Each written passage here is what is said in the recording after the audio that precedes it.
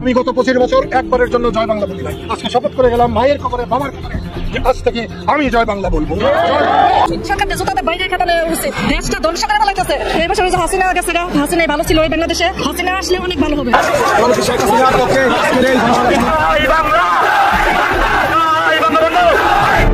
যে অবস্থা হবে এটা আমরা কেউ কল্পনা করতে পারিনি।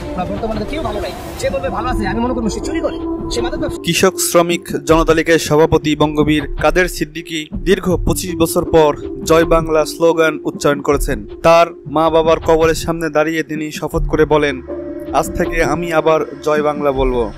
এ ঘোষণার মধ্য দিয়ে তিনি জানান, এবার তিনি রাজপথে নামছেন শেখ হাসিনার পক্ষে। তিনি বলেন, দেশের বর্তমান পরিস্থিতি খুবই নাজুক। গত 5ই আগস্ট প্রধানমন্ত্রী শেখ হাসিনা বিদেশ গমন করার পর থেকেই দেশে রাজনৈতিক অস্থিরতা, বিশৃঙ্খলা এবং জনমনে হতাশা বেড়েছে। সাধারণ মানুষ মনে করছে অন্তর্বর্তীকালীন সরকার সম্পূর্ণ ব্যর্থ হয়েছে।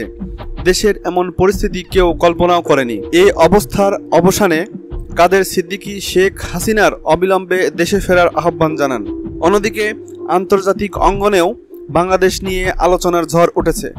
ভারতের প্রধানমন্ত্রী নরেন্দ্র মোদী ও নোবেলজয়ী ডক্টর মোহাম্মদ ইউনূসের মধ্যে একটা গুরুত্বপূর্ণ বৈঠক অনুষ্ঠিত হয়েছে, যা নিয়ে ভারতের প্রভাবশালী গণমাধ্যমগুলো বিস্তর বিশ্লেষণ প্রকাশ করেছে।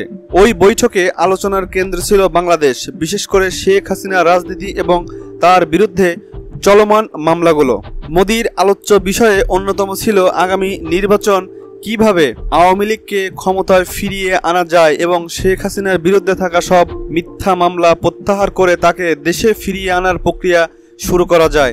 ভারতীয় দৃষ্টিকোণ থেকে শেখ হাসিনার নেতৃত্বে বাংলাদেশে স্থিতিশীলতা ফিরিয়ে আনার অত্যন্ত গুরুত্বপূর্ণ বলে বিশ্লেষকদের মতে বাংলাদেশ সরকারের পক্ষ থেকে আন্তর্জাতিক মঞ্চে কার্যকর উদ্যোগ দেখা যায়নি।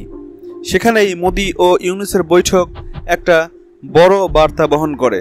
এই প্রেক্ষাপটে কাদের সিদ্দিকীর মতো একজন মুক্তিযোদ্ধার জয় বাংলা স্লোগান দিয়ে রাজপথে নামা এবং শেখ হাসিনার ফিরে আসার পক্ষে অবস্থান নেওয়া দেশের রাজনৈতিক পরিস্থিতিকে নতুন দিকে নিয়ে যাচ্ছে।